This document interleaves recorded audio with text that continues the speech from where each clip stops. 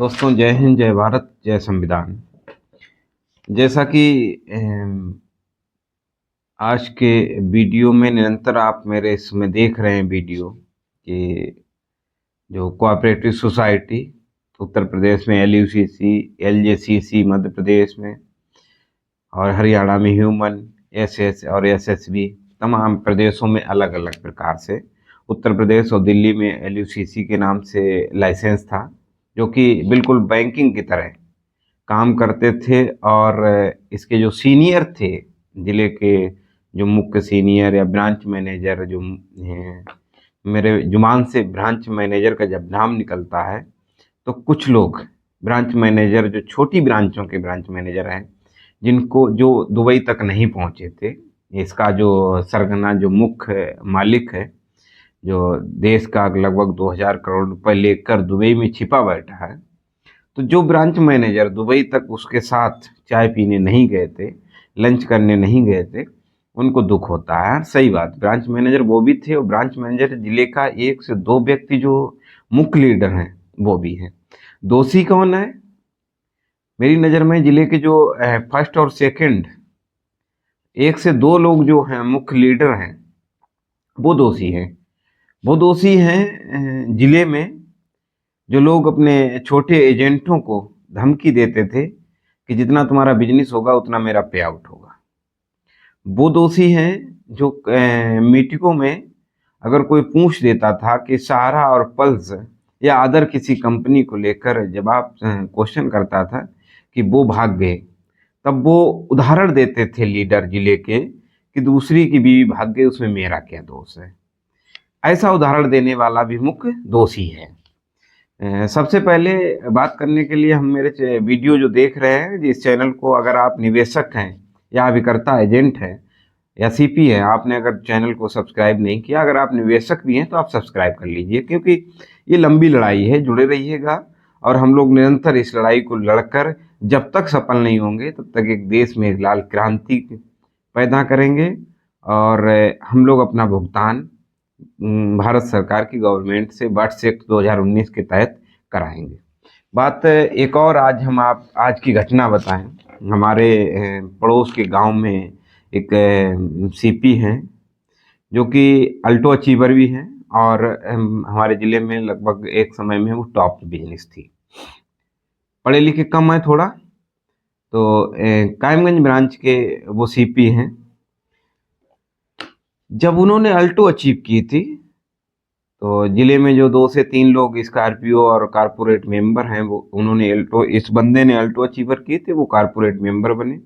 तो उसके जो अल्टो घर दिलाने आए थे, 2 से 3 स्कॉर्पियो और 2-4 अल्टो, मतलब पूरा काफिला लेकर आए थे। लेकिन आज जब उस सीपी को प्रॉब्लम हो रही है तो वही लोग फोन स्विच ऑफ किए हैं।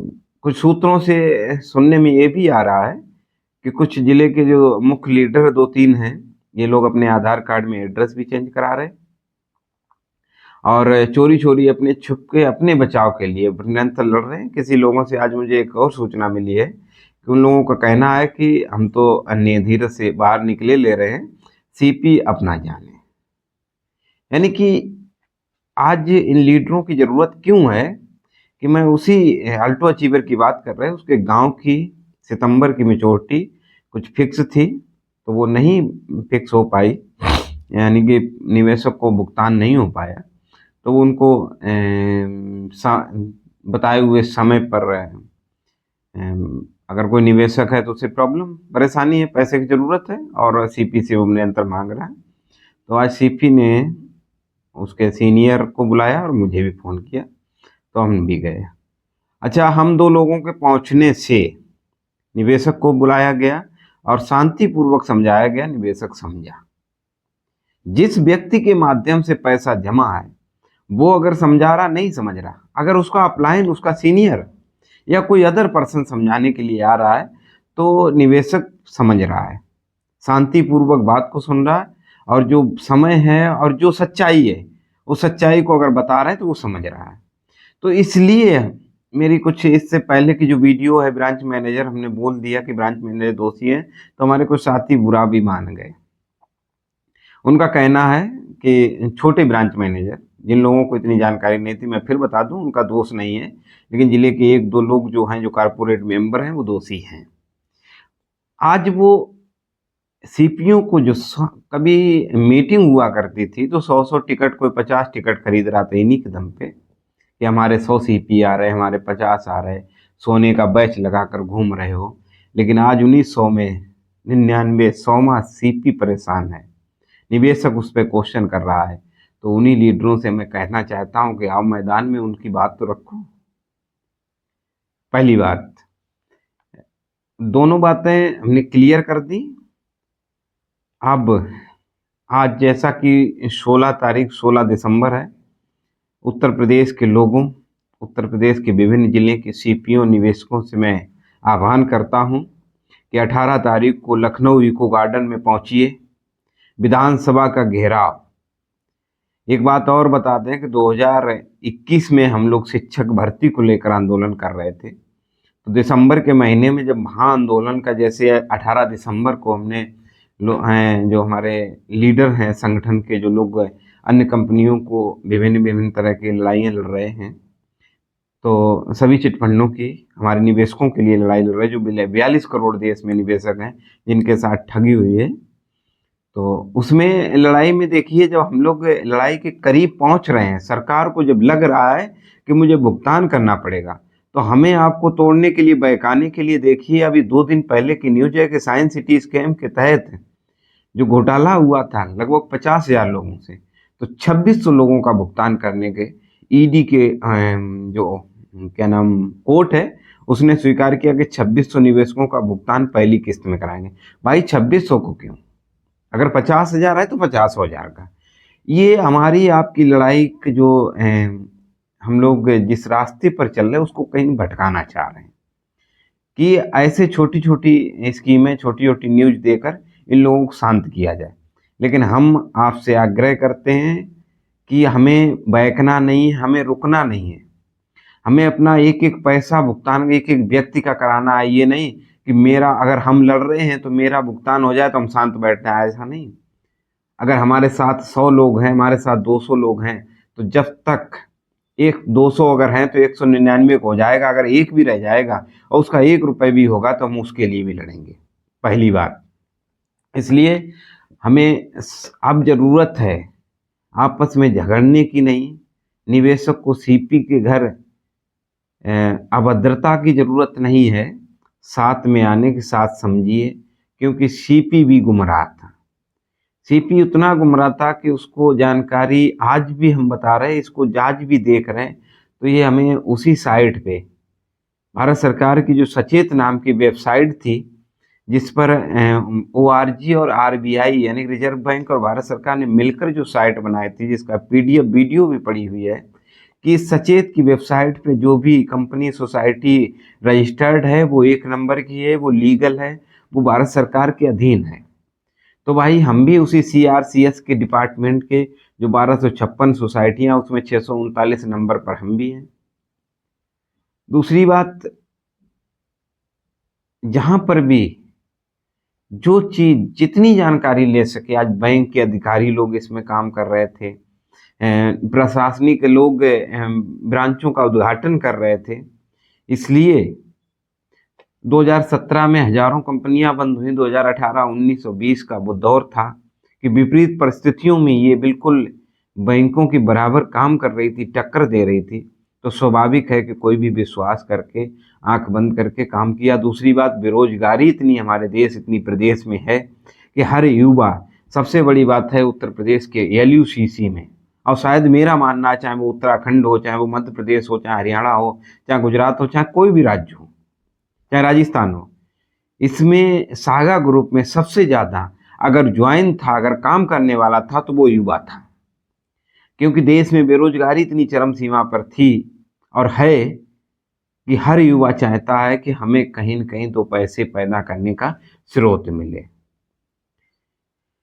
दूसरी, हम बीच में कह चुके हैं कि जो लोग जिले के जो मुख्य कारपोरेट मेंबर, जो सोने का बैच लगाकर जो दुबई में बैठा समीर अग्रवाल के साथ फोटो खिंचवा रहे थे, चाय पी रहे थे, ज़रूरत आने पर हम फ़ोटो भी शेयर करेंगे। जो लंच कर रहे थे, जो लोग अपने सीपीओ से कहा करते थे कि जितना तुम्हारा बिजनेस होगा उतना मेरा पे आउट होगा, बात विपरीत परिस्थितियों में जब आई तो वो लोग उन्हीं सीपीओ से कह रहे हैं कि किसी से ये मत कहना कि हमारा कमीशन, हम लोग कमीशन पे काम कर रहे थे। भाई झूठ कैसे बोलोगे? हम समाज सेवा कर रहे थे। अगर आप समाज सेवा कर रहे थे तो किसी डाउन सीपी को आज समस्या है तो आइए समाज में उतर के समाज सेवा कीजिए। मीटिंगों में उसको जलील नहीं करना चाहिए था। इसलिए जिले में हजारों की संख्या में अभिकर्ता हैं, लेकिन मैं फिर भी कहूँगा, मेरी बात किसी को अच्छी लगे या बुरी, जिले के अगर कॉरपोरेट मेंबर है कोई जो सोने का बैच लगाया था, कह रहा था मेरी 50,000 एक्स्ट्रा इनकम भी आने लगी कंपनी से, और जो पे आउट है तो वो अलग, वो मुख्य दोषी है। उसको पूरी जानकारी थी। गुप्त सूत्रों से आज मुझे एक ये भी जानकारी हुई, एक फोन द्वारा एक व्यक्ति ने बताया कि ये व्यक्ति जो कारपोरेट मेंबर हैं, इनको मई से जानकारी थी। ये मई जून से कोई प्लाट खरीद रहा, कोई जगह खरीद रहा, कोई मशीनें खरीद रहा। ये लोग जमीनों को खरीद कर सीपीओ से कहा करते थे कि हम जमीनें खरीद रहे हैं, किसी की 2 लाख फिक्स है तो उससे 3 लाख और ले लेना, 5 लाख में एक विषय प्लाट देंगे। यानी कि आज भी उसमें कमाई करना चाह रहे हैं। इसलिए मेरा कहने का तात्पर्य यह है कि ऐसे लोगों की संपत्तियों को जब्त किया जाए। ऐसे लोगों की संपत्तियों को जब्त कराने का हम लोग आह्वान करेंगे। और जो हमारे छोटे सीपी हैं, जिनके निवेशक हैं, जो इसमें जिले प्रदेशों में ऐसे एजेंट हैं, लीडर हैं, जिनकी अगर दुबई में बैठा वो एक अलग चीज़ है, जनवरी में अगर उसका सकारात्मक जवाब नहीं आ रहा है तो हमने कहा है कि 15 जनवरी के बाद हम लोग एक देशव्यापी आंदोलन करेंगे। ये मांगे रहेंगी कि जो लोग कारपोरेट मेंबर, जो कंपनी कलर, जो फलाने कलर थे, इनकी सबकी चल और अचल संपत्ति जब्त करके निवेशकों का पैसा भुगतान हो। इतना तो मुझे विश्वास है कि मूलधन इनकी संपत्तियों से ही निकल आएगा। इसके बाद की लड़ाई मेरी आगे कंटिन्यू रहेगी। इसलिए मैं फिर आह्वान करता हूं कि उत्तर प्रदेश के सभी साथियों, कल झोला कस लीजिए, बांध लीजिए। जैसे आप मीटिंगों में निकलते थे वैसे ही परसों इको गार्डन लखनऊ में आइए। अगर हमारी संख्या बल रही, हमने संख्या बल जुटा पाए, तो विधानसभा सत्र आज से स्टार्ट हो गया है। हमारी विधानसभा में मांग रख, मेरी आवाज़ को उठाया जाएगा, मेरी मांग को स्वीकार किया जाएगा, और जल्द से जल्द पूर्ण विश्वास है कि हम लोग जो चाहेंगे वैसे भुगतान करा लेंगे और हम लोग अपनी लड़ाई को जीत लेंगे। और हमारा निवेशक, हमारा अभिकर्ता जैसे पहले रह रहा था वैसे ही हमारा अभिकर्ता रहेगा। कोई भी पलायन नहीं करेगा, किसी को भी कोई प्रॉब्लम नहीं आएगी, कोई किसी के सुरक्षा पर कोई ठेस नहीं पहुंचेगी। इसलिए हम सभी से कहना चाहेंगे कि 18 तारीख को 10-11 बजे इको गार्डन लखनऊ पहुंचिए।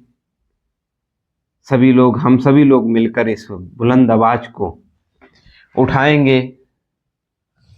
और मेरी मांग रहेगी, मेरी आवाज़ रहेगी, मेरा नारा रहेगा कि लड़कर ले लेंगे भुगतान और ठगों से मुक्त करेंगे भारत। भुगतान करो या सत्ता छोड़ो, ठग बेईमानों भारत छोड़ो। सभी को जय हिंद, जय भारत, जय संविधान।